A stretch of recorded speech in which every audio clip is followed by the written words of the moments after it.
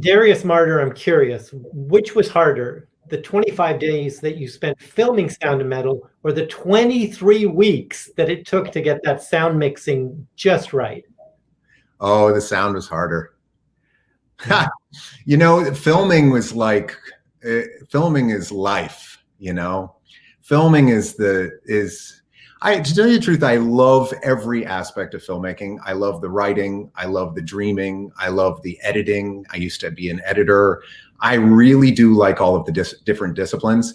But man, that sound was a marathon in a very particular way. Actually, I did it in Mexico. I did it at Carlos Regades's place, which is called Splendor Omnia.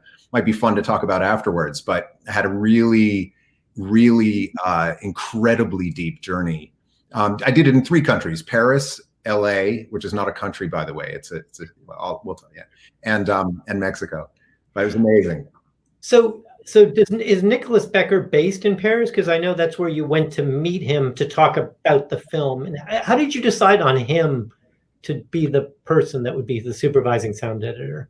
Well, my sound journey was very long, and as you may have read, I mean, this project is many years in the making, and so, you know, I wrote all about sound, and then I started dreaming of the sound and really trying to diagram it and figure out who to work with, and I just found that I didn't want a kind of big Hollywood situation for this film. I wanted something with sound that was something I hadn't heard, something that was really organic and not about bells and whistles, not about Atmos and crushing you with this kind of, you know, so often I hear great sound, people describe great sound, and when I listen to it, it's just a lot of sound.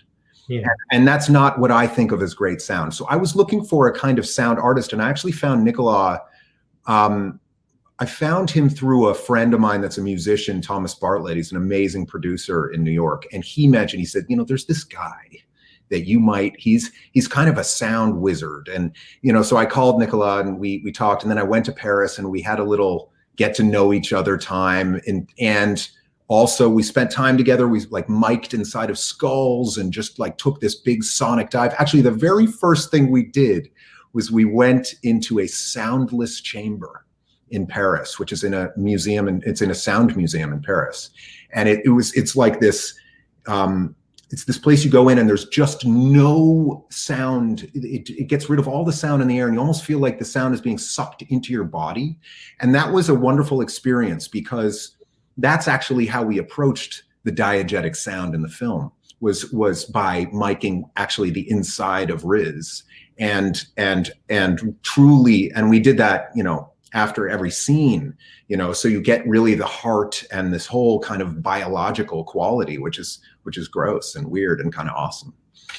Well, I mean, Riz's performance and Olivia Cook, I mean, the dedication that these actors showed to these parts, the commitment, like you mentioned, the script was a decade in the making, but it obviously resonated with them. But if you could just talk about Riz and the level of commitment is extraordinary. It's so amazing. And, you know, I wasn't going to make the movie any other way. And maybe that's part of why it took so long. I spent a lot of time just scaring the crap out of actors. And because there was something that I was really interested being on screen in this film, it was very, very specific. And I needed someone who was willing to, obviously someone with talent. I mean, that's a given.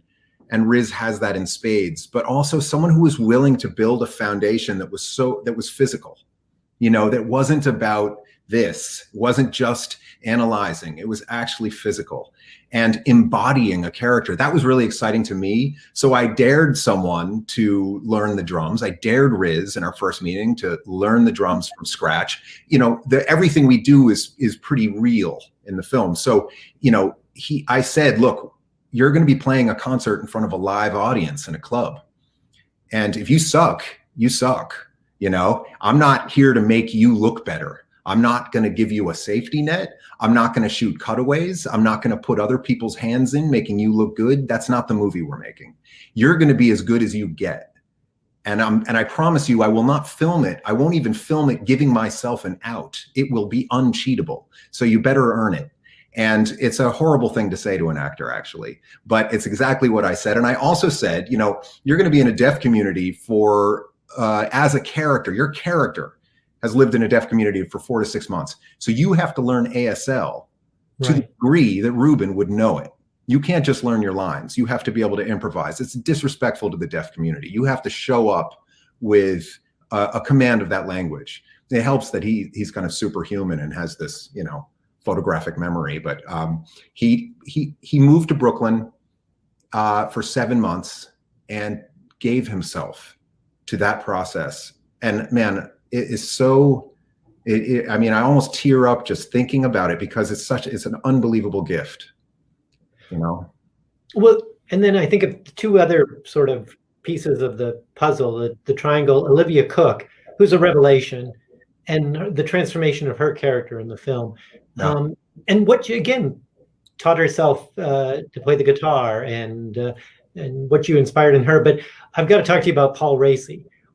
The moment when you meet him, what's that like? Because that's this linchpin for the film. Oh, man. Well, that was really scary because, you know, I bet the farm on meeting a Paul Raci. But how the hell do you meet a Paul Raci? You know, how do you find Paul Raci? I should make a movie called Finding Paul Raci.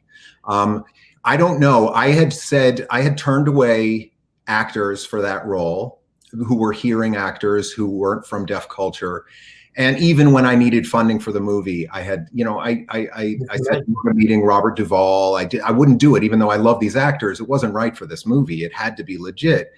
And man, I was getting toward shooting, and I had not found. It's a very specific subset of aspects to that character. It's not just a deaf character or someone from deaf culture. There's, you know, it has to be a late deafened person at least, or someone who can approximate that. And it's very specific, and finding Paul was like so crazy. When I finally opened up the casting outside the parameters of just deaf from a hearing level, but people within the community of deaf culture, which included CODAs, which are child of deaf adults. Yeah. We got a tape from Paul, and that tape I watched this tape, and it made me cry watching the tape. This man was so in this, and he happened to be coming to Rhode Island for a CODA convention. So I drove down there and I met him and fell in love with this guy, and really felt like I was meeting this character that I had written. I mean, he's a 2-time Vietnam vet. He fought 2 tours in Vietnam. He taught deaf AA groups. But here's, you know, what's funny with all of that crossover and all of that, those specific aspects that bring him close to this character that I wrote. What's really amazing is that he is like, it's like finding a Robert Duvall that no one's seen. He's at that level. He's been acting in Hollywood for 40 years. Right. And he has chops. I mean, he's incredible as an actor. So you know, it's just extraordinary. That's one of the things I loved about the film is discovering this overnight sensation after 40 years. Right. Like you said, he's a child of deaf parents, and the idea that he was this conduit for them and the pressure places on him. I never thought about that. What was it that surprised you to learn about the deaf culture the most when you sort of immersed yourself in it?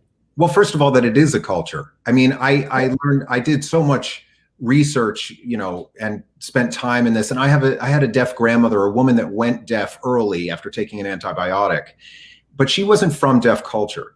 And deaf, you know, I think hearing people don't really understand that it goes way beyond the actual physical condition of deafness. It's a distinct culture.